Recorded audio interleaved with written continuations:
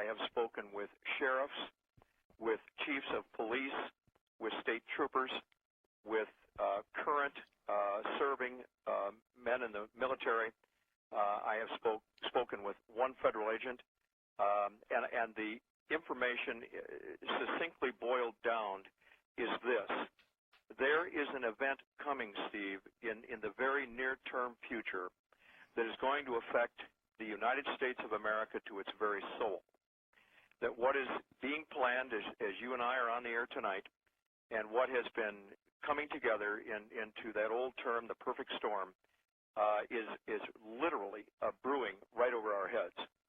And it comes down into two or three parts, but it's basically and succinctly, again, this.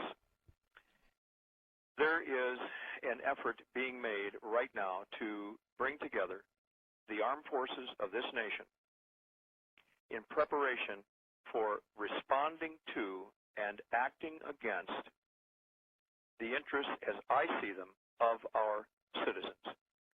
It is and includes military maneuvers in the United States, military actions that are forthcoming, and that will be so deep and so penetrating that the United States will never be the same, in my view.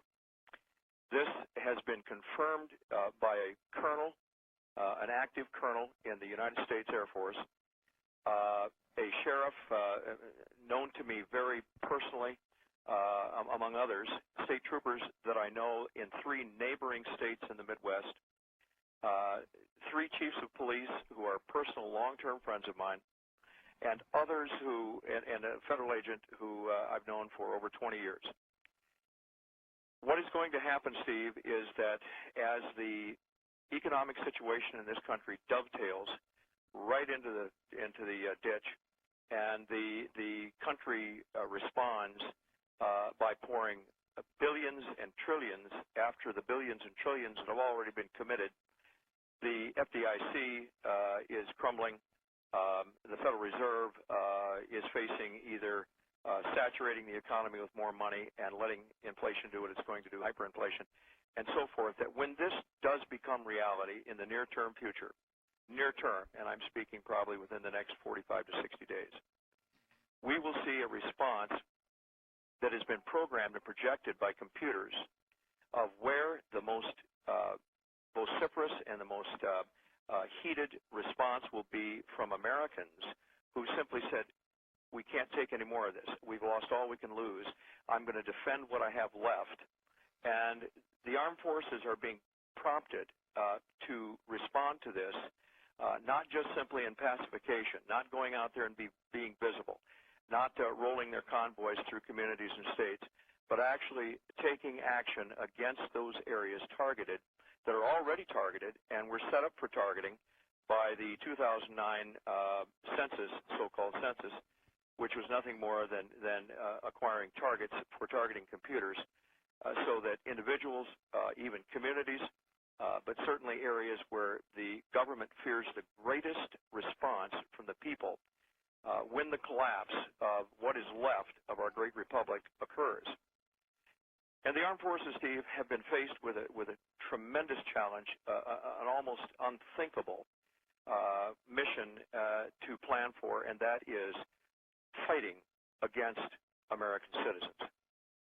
Now, there are many out there who might be inclined to say, well, yeah, that's hypothetical, but do you really think it's going to happen? I've even had a couple of folks who I really think a lot of, and still do, but they just genuinely disagree because they said once that begins, that the casualties will be so enormous, and even within the law enforcement and military community, because the response will be heavy from the American citizens as well, that this is a formula for unmitigated disaster. And I've said, yes, I do believe it's possible. Yes, I do believe it's coming.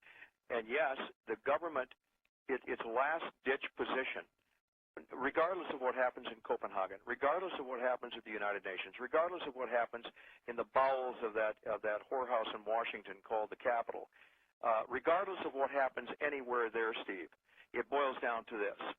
The American people have reached saturation. It's been long and it's been difficult, You at the top of the list, Steve, and others, of course, have been diligent, have been absolutely prophetic, and have been absolutely correct in your continuing many multi-year assessment of what's been going on. And I can't give you enough credit, if that's the right word, but certainly perseverance and courage for doing what you needed to do, even in the face of personal danger. I am so grateful that you've done that, and to others as well. But what it comes down to now is, and I'm going to take just a break here, but it comes down to the American people you're hearing the last clarion call, the last opportunity, the last expose, if you will. Maybe not in terms of all of this, but we're confining this tonight to what is out there on the planning boards for this nation. And it's coming as a result of the failure of government to protect its borders, the failure of government to protect the American people from gangsters and corrupt politicians that have literally raped this nation from the inside out and the outside in. There's nothing left of this nation, folks, that even resembles what my father fought for in World War II. It has nothing to do with the nation that Steve and I have grown up through in the 1950s and 60s, and that many of you have seen. Our republic is gone, and it's gone as the result of the actions of people who have conspired to take it from us. And because we're sitting in a socialist/communist nation that would rather be politically correct when it comes to any issue, you name it, they would rather do that than face the truth. They would rather do that than be honest with the American public. They would rather do that than serve the nation's interests and get this country back on its feet. They would rather sell it out. They would rather take everything they can and then turn the armed forces of this nation on itself and turn the law enforcement community inside out. Turn it towards the people instead of protecting the people. Steve, this is an outrage that has been unmatched throughout human history, except for a few times where a nation with the splendor that God blessed us with has seen it disappear, evaporate before our eyes, because the Holy Spirit of God has said, all right, if this is what you want, you can have it. You can have abortion by the millions. You can have pornography until you just can't get enough of it. You can go ahead and take the Islamic extremists into this country and try and excuse their theology for something akin to Christianity. And they're doing it on a daily basis. And as a result of that, you have the armed forces and the law enforcement network of this nation poised, being readied every single moment to react when that flashpoint occurs, wherever it is. I can tell you, Steve, 24 states have said that they will gather with me and others in a last-ditch effort to set up a leadership council that can say, wait just a minute, if this goes this way, what are we going to do? How are we going to react?